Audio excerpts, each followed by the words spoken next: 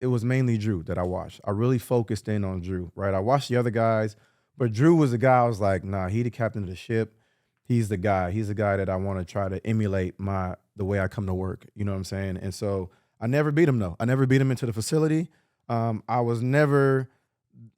He was always later than me off the field. You know what I'm saying? It was just, relentless work, relentless pursuit.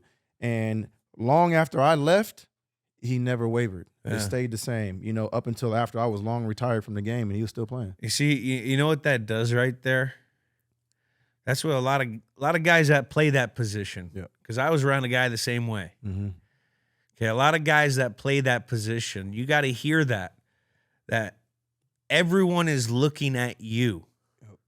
And so what you put yourself out there to be on the field, off the field, whatever, they're looking at that. Absolutely. And the professional that Drew was, that motivates guys to fall in line because he's the highest paid guy in the team. He's been there. He's got this. He's got all these, so you have to. So that's a big thing to have that example from the quarterback position. Yeah. You know what I mean? Because who we kidding? This is a fucking quarterback league. It really is. If you don't have a quarterback, and there's so many different size, shape, how you play, but if you don't have your guy, and if he's not the right guy and he's not putting in and showing the guys how it needs to be done, you're light years ahead. I know that's such a famous thing that everyone wants to say, Buzz light years behind. Right. Yeah. And the other thing is that, like you said, the rest of the team will follow suit. You know what I'm saying? And when you set that culture, from day one, the first time you step foot, in that uniform. So this was my rookie year was Drew's first year in New Orleans. And it was also Sean Payton's rookie year as a head coach. Yeah. And so we had a lot of unknown, right? We had some great players, but there was still unknown because the year before the Saints were the Aints. And they weren't great. They weren't good.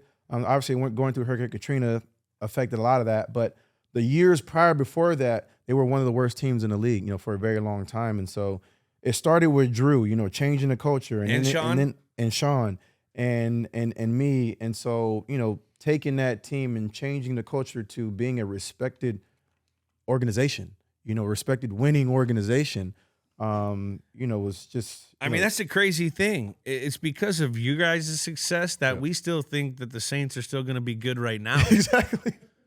You know what I mean? Like, exactly. we fail to forget they don't have Drew Brees, they ain't got Reggie Bush, and they don't got Sean Payton. Oh, they're going to bomb it to Marquise Colston. They'll be good. Take some help.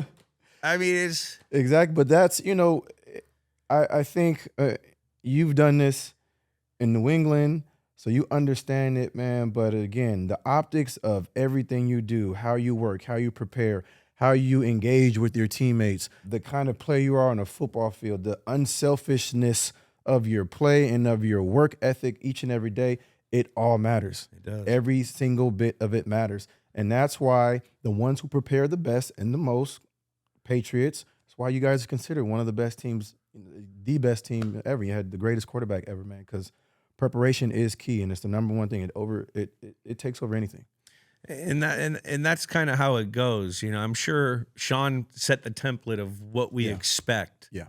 And you got a guy like Drew who polices and enforces and is the flag carrier of it. Coach's message. And then you got foot soldier Reggie. You know, you got your leaders, but it has to be the quarter, which was kind of like how we were. Exactly. Bill had an expectation. Tom, followed that and like was the guy who was fucking showing everyone how to do it. And then you had the guys under him that had to keep the hurdle in.